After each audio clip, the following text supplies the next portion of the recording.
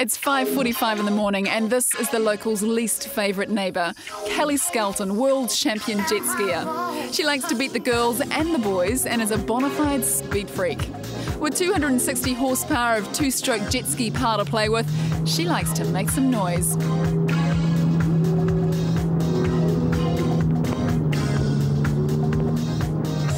So pretty impressive out there. Yep. Yeah? How many years have you been doing it for now? It's about 6 years now. And why did you first get into it? I just really had an urge to race some kind of motorsport, and Dad said no to motorbikes, so jet skis it was. How do you find taking on the big boys? Because you race against the pro guys, right? Yep. Are they intimidated? I don't actually know, to be quite honest. Yeah. I've never actually asked them. I know that they probably don't feel too happy about things when I beat them. Yeah. But they've always been like really good, really supportive, and they just pretty much treat me like one of the other guys. At 19, Kelly won gold in the World Champs and has continued to beat all that come before her. She's won so much, she even stepped down from the Nationals to let somebody else have a go. So her little sister took the title. Nice. How does it feel when you meet people and they say, what do you get up to in your spare time? Oh, pretty jet skiing.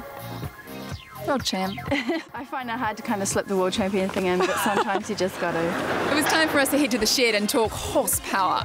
This is Kelly's new four-stroke boat she'll be racing later this year. It packs a whopping 340 horsepower. That's the same as a WRC car. It's our new four-stroke. It's twin cam, 16 valve. Ooh. We've got the supercharger over here. Nice, and it looks like it's geared to about, I'd say 8,500 revs? Yeah, pretty much. Got that on the spot. That wasn't rehearsed. Honest. Alrighty, Cal, give me some tips to survive the Kawasaki experience. Okay, this thing doesn't have brakes. Oh, really? Yeah, which, Right. so if you're coming up to something and you need to get out of a sticky situation, always the best thing to do is just put a little bit of throttle on and turn it. Okay. If you stop, you're going to hit it. Alrighty. It's okay, the crew looked scared. Maybe it was a premonition, but they were right to be scared. Ouch. Have a look at the replay. And I didn't even look back. Sorry, Eve. I kind of figured that would happen.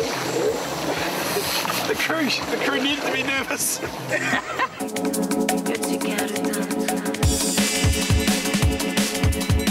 The world got to know Craig Barrett at the Kuala Lumpur Commonwealth Games in 1998. The heartbreaking images of Craig collapsing only metres from the finish line, his body shutting down from heat exhaustion. So close to winning that gold medal, yet so far. Tragedy has struck the New Zealander. Now 6 years on, despite yet another disappointing loss at the World Champs in Paris last year where he was disqualified, well, he's back here in his hometown of Hamilton, training hard on the banks of the Waikato River, approaching peak performance in his build-up to Olympic glory. Craig Barrett is New Zealand's most successful and dominant road walker, with his greatest achievement so far being a silver medal at the Manchester Commonwealth Games in 2002.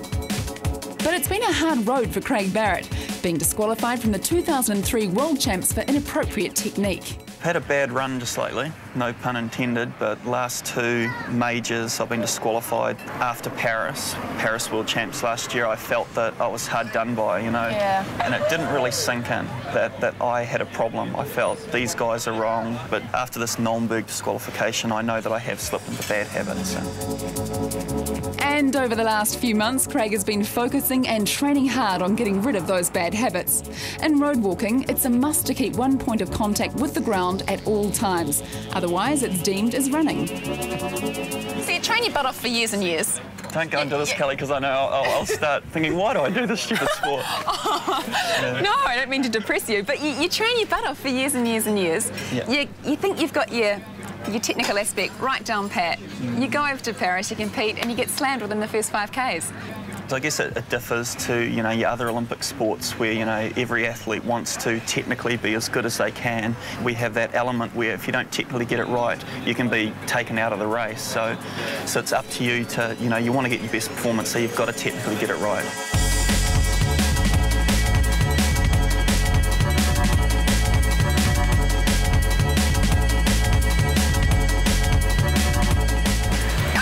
gym because I figure the best way to learn the Craig Barrett style of walking is on a treadmill. So, give me some tips. Okay, very simple, Kelly. Actually, no, hang on, I've got a better idea. You get on and tell me what to do, and then I'll just copy you. Sure. So, very simple. No, I'll take it up for you a bit. Yeah? Okay, just land on your heel and roll off your foot and come off your toe. Yeah. And, walk Right. nice and proud, nice straight posture. So, Okay, so you're swinging into it. that's right, so you're driving your heels down. Okay, bit of hip action. That's simple. Gotcha. Lower the speed to start off with. Yeah. Alrighty. Okay. Okay. Beautiful, that's right. Snapping the heels down. Look at you go, you're a gazelle. Hit me. I think you're ready for the next Hit me, level, I want girl. more speed. Oh! Nice. I think it's time now to cut. That was Ooh, a little too much speed, I think. We're at the starting lineup of the Tarawera 100-mile race. There's up to 300 riders lined up here. You can smell the petrol, you can feel the adrenaline. It's going to be chaos. Hey, what's happening here? What happened? Flat tyre. Flat tyre. Not good. Bit of an inconvenience there. What happened? What happened? Flat tyre, 12 Ks, Oh, right, 12 Ks. 12 Ks, yeah, but don't mind. We're still going. I never knew it would be like this. The adrenaline is just mad. The tension is high. The pit guys are as serious as the riders themselves. It's just fantastic. And the riders, are they cute? The riders are covered in shit. I don't know if they're cute.